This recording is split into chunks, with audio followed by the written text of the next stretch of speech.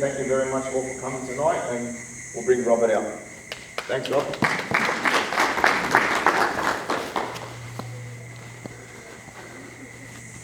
Well, thank you again, Father, and thank you, Pierre, for organising this series of presentations on the Gospel of Luke. If you weren't with us last week, we did the first 39 verses of chapter 1 in Luke's Gospel. And the core of those verses was the annunciations by the angel Gabriel to Zechariah, Elizabeth in relation to John the Baptist, and then the same angel to the Virgin Mary with respect to Jesus Christ, and the Virgin Mary giving her consent.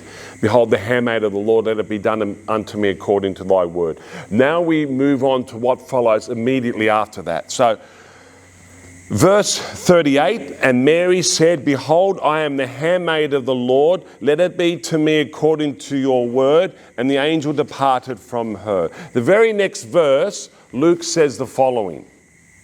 39. In those days, Mary arose and went with haste into the hill country to a city of Judah. And she entered the house of Zechariah and greeted Elizabeth. So if you don't know anything about the background of Jewish culture, marriage, betrothal, customs, male and female, you get the impression when you read Luke that Mary says yes, then packs her bag and heads down south to visit her cousin. That's a journey that's about 130 kilometres, about 80 miles, from north to south. But we don't even know that for sure because Luke doesn't actually say what town it is. Now, if you go to the Holy Land, and one day this parish will organise a pilgrimage to the Holy Land, you go to a place called Ein Karem, which is southwest of Jerusalem, northwest of Bethlehem, and that's the traditional site where the visitation of the Blessed Virgin Mary to St Elizabeth is commemorated. But Luke doesn't mention any town. So how do we know it's Ein Karem? It's actually a tradition, a patristic tradition dating from the 4th century. One thing we do know, it had to be a sacerdotal city. That is a city where Levites lived. And there were 47 designated cities in which Levites, who were the priests of the Mosaic law, Mosaic covenant, resided. The Levites did not have their own territory like the other tribes. They had designated cities, sacerdotal cities. So one commentator says it could have been the city of Hebron, which still exists today on the West Bank, or Judea. But our tradition says it was Ein Karem. But is it the case, is it as simplistic as Luke puts it, that Mary arose and went with haste to a city in the hill country to visit her cousin Elizabeth? What really happened? What does Luke not tell us? You know what he doesn't tell us because you have an idea of Matthew's gospel. The Virgin Mary just says yes, and so after that she conceives of the Holy Spirit. She's with child. Now, she's betrothed to Joseph, so Joseph has to know what is happening. And we know what Joseph begins to think. You've committed adultery. You've betrayed me. This story about Holy Spirit and angels, I don't know whether to believe that or not. I'm going to put you away. I'm going to put you away quietly. I have the right under the law of Moses to publicly shame you and have you stoned to death. But Matthew calls St Joseph, a just man, and because of this justice, basically say good-hearted. He wasn't a stickler for the harsh side of the law. He was going to just divorce her quietly and put her away. Luke doesn't mention any of that. In fact, Joseph makes no appearance in the first 2 chapters, gets no mention at all in the first 2 chapters of Luke's Gospel. So what does happen in its totality here? Mary has to resolve this issue with Joseph, We know the angel Gabriel intervenes again in a dream to St Joseph and says to him, "Fear not, take Mary as your wife, because the child she is carrying is of the Holy Spirit." So Joseph is comforted by that. Then what do? They have to finalise the marriage. There's no way, shape or form that the Virgin Mary, as a pregnant 15-year-old, is going to travel 130 kilometres by herself on the back of a donkey. You wouldn't do that today. Even if you had a car, even if you had a bus, and if you're a parent, you're not going to send your 15-year-old daughter who's pregnant by herself on such a journey. Mary did not travel this journey by herself. One commentator admits that that's an absolute fact. Mary was not alone when she made this journey. Another commentator says that Joseph was definitely not with her. I can't agree. This commentator says that Mary travelled with an older woman. Why do I not agree? Because that would have meant that Joseph would have had to delay the finalisation of the marriage for 3 months. Because Mary is now pregnant, she's going to share the joy of this event and participate in the joy of Elizabeth's pregnancy and assist her in her final 3 months. There's no way Joseph is going to delay the marriage by 3 months, and that therefore 3 months into the pregnancy of Mary. What they would have done, they would have brought forward the planned final marriage ceremony. Luke doesn't mention this. Matthew doesn't mention this. But we know this must be the case from Jewish custom because women did not travel by themselves. Mary would have travelled with someone. Who most likely is that person? We're arguing it was St Joseph. We're arguing that 1 year period for a virgin between betrothal and finalisation of the marriage probably was brought forward. They didn't have to explain why necessarily to the world at large. It could have been rather a humble marriage ceremony. It might not have been the usual 5 to 7 day wedding reception. We know they had wedding receptions that lasted 5 to 7 days. As I said last week, the first miracle of Jesus at the wedding of Cana, they arrive on the 3rd day, Jesus and Mary. And the wine is already running out before half time. And that's a social crisis that Mary intervenes and avoids the embarrassment. So they would have married. Of course, we know from our Catholic tradition, which is dogmatic, that they didn't consummate the marriage. That's a given for us. And then they would have gone down this journey. How they would have travelled, they would have gone from Nazareth. If I turn my back and pretend I'm showing you a map of the Holy Land, Nazareth is up north, and they would have travelled southeast to a town, a Greco-Roman town, Belfield. I've been there. It's in an area of earthquake activity. It's well worn out today. Belfield is ancient. It goes back at least 3,000 years, well before the Greco-Roman period. And if you ever go there, one of the things you do is climb up to the ancient tell and look down around the surrounding countryside.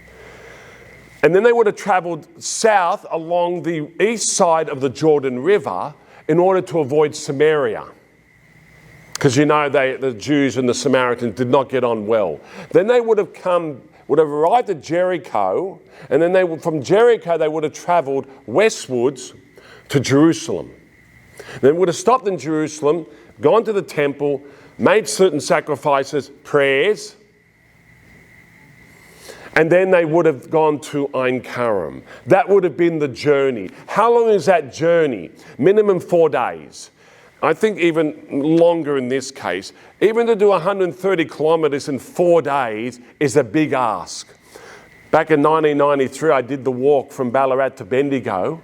No donkey, no horse, 90 kilometres in 3 days. I nearly died. Right? My feet were burning. I was glad I was in the choir because then they'll take us in the minibus to the church to get ahead of the rest of the crowd. So I walked less than the other people. But it would have been I would suggest it was probably a week that they would have taken to get from Nazareth to Ein Karem. So this is what we have to understand here. Luke is writing to give us enough, but there's a lot he's not mentioning for whatever reason, and he doesn't have to go in that great detail. It would have been a given to the audiences of his day.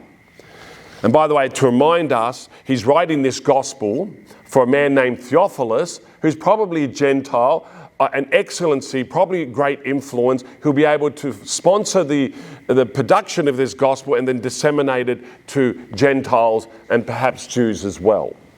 So, now, Elizabeth arrives. So, Mary arrives at the house of Zechariah. The house of Zechariah, notice how it's expressed, because it's a patriarchal society. It's Zechariah's house. It's not Elizabeth's house. Sorry, ladies. We don't talk like that today. But this is the culture of the time. It's Zechariah's house. And she greets Elizabeth. So I do this as a bit of comedy when I relate this verse when I visit schools and do staff meetings. Mary probably didn't even knock. It's Middle Eastern culture. She probably would have just called out.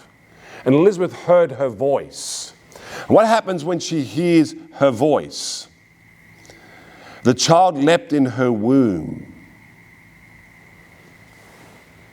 That's all we need to arm us for the pro-life movement. That's all we need to support us against the lie that the child in the womb is not yet human. The lie that it's a fetus only. It is a fetus, but it's growing. A fetus is just another word for a newly conceived human being.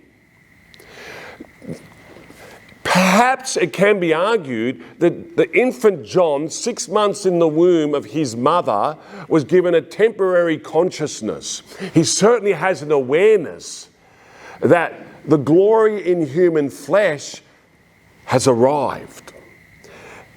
Elizabeth hears the voice of Mary, and she's filled with the Holy Spirit.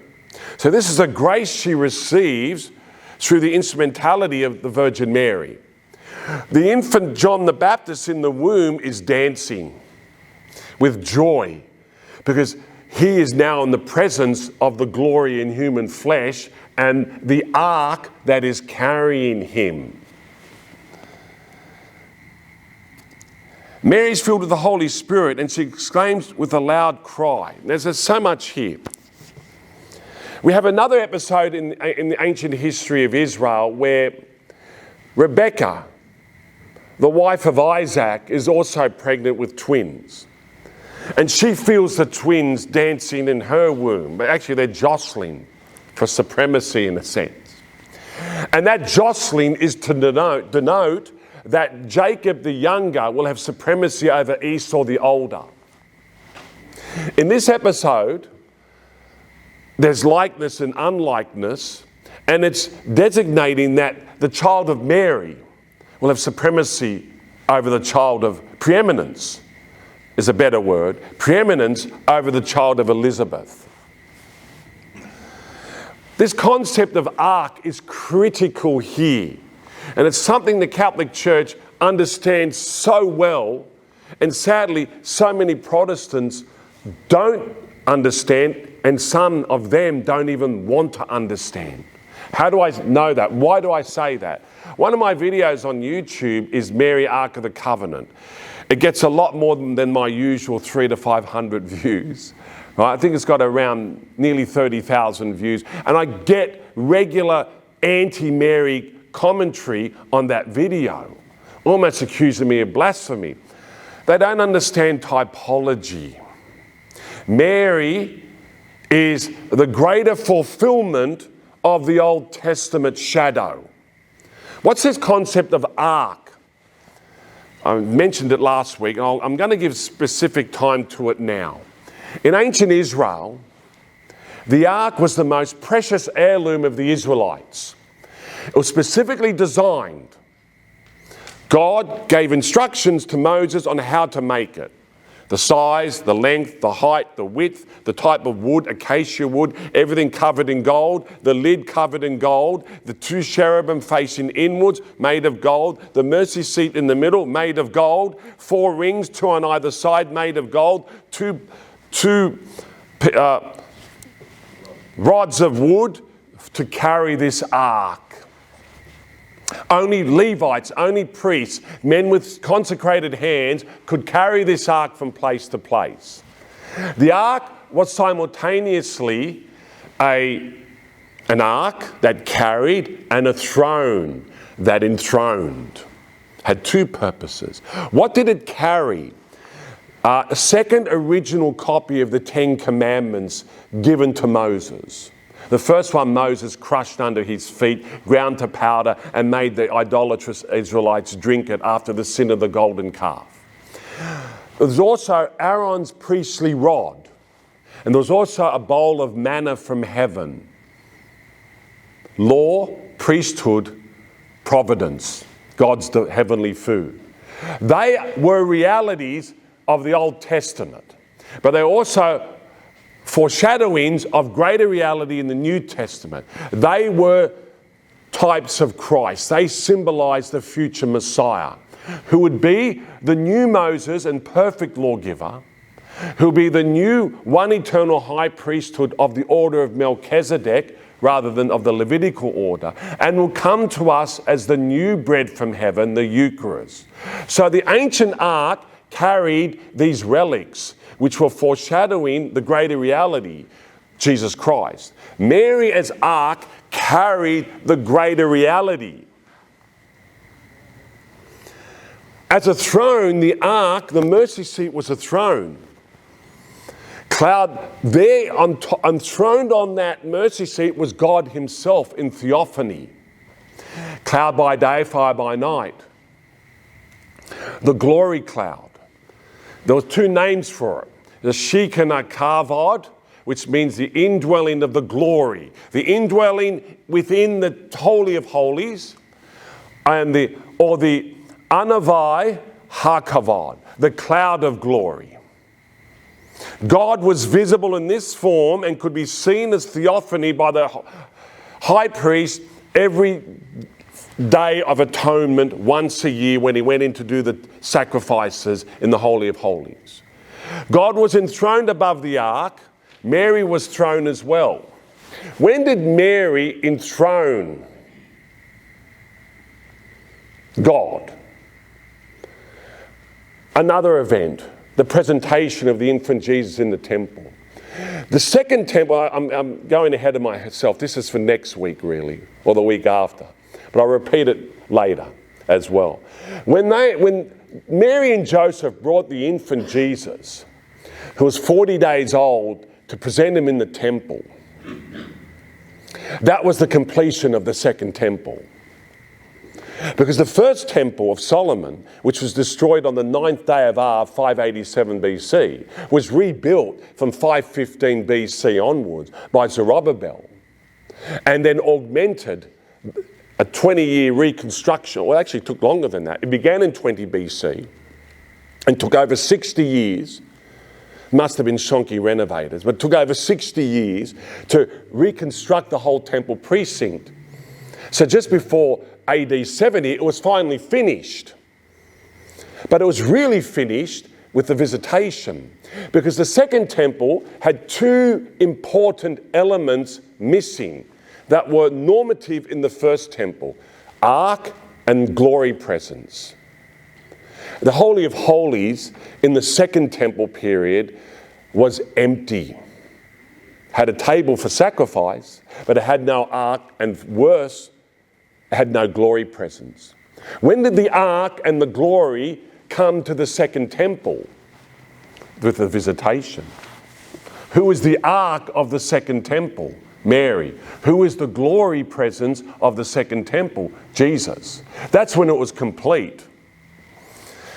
We'll look at that again later on. Now let's come back here, Visitation. When Mary heard the greeting of Elizabeth heard the greeting of Mary. The child leaped in her womb, and Elizabeth was filled with the Holy Spirit, and she exclaimed with a loud cry, "Blessed are you among women, and blessed is the fruit of your womb."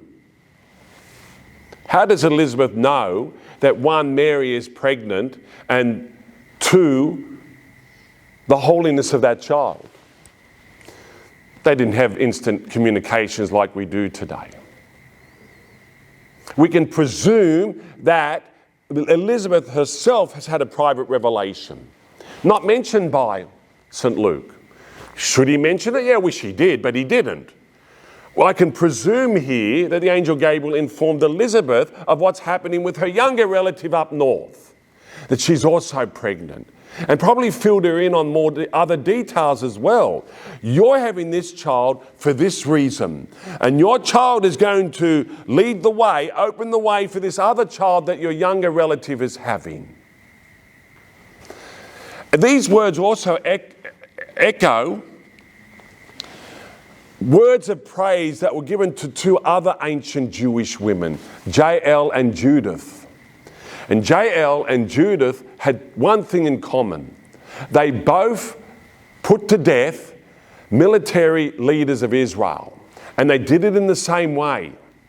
They struck at the head of the military commanders, killed them by blows to the head. And they were praised for being blessed for doing that, for rescuing, delivering the people of Israel from her enemies. And St. Elizabeth gives similar words of praise to the Virgin Mary.